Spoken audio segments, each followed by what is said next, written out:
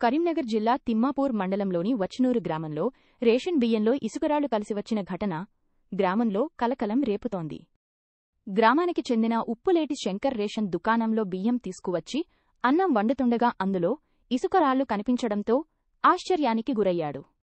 తాను సరిగ్గా అన్నం వండానని కాని తినేటప్పుడు పంటికింద రాళ్లు తగలడంతో అనుమానం వచ్చి పరిశీలించగా బియ్యంలో అధిక మోతాదులో ఇసుక రాళ్లు ఉన్నాయని శంకర్ తెలిపారు.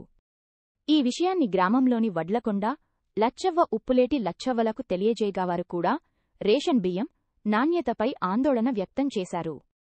తరువాత రేషన్ డీలర్ను ప్రశ్నించగా నేను ఏమి చేయలేను అంటూ నిర్లక్ష్యంగా సమాధానమిచ్చినట్లు గ్రామస్తులు ఆరోపిస్తున్నారు. రాష్ట్ర ప్రభుత్వం అందిస్తున్న సన్నబియ్యంలో ఇలా రాళ్లు రావడం ప్రజల్లో ఆగ్రహం రేపుతోంది. శంకర్కే ఇలాంటి బియ్యం వచ్చిందా, లేక గ్రామంలోని ఇతరులకు కూడా ఇదే పరిస్థితా అనే విషయం మాత్రం ఇంకా స్పష్టంగా తెలియాల్సి ఉంది. గ్రామస్తులు ఈ ఘటనపై అధికారులు తక్షణమే విచారణ జరిపి బాధ్యులపై చర్యలు తీసుకోవాలని కోరుతున్నారు.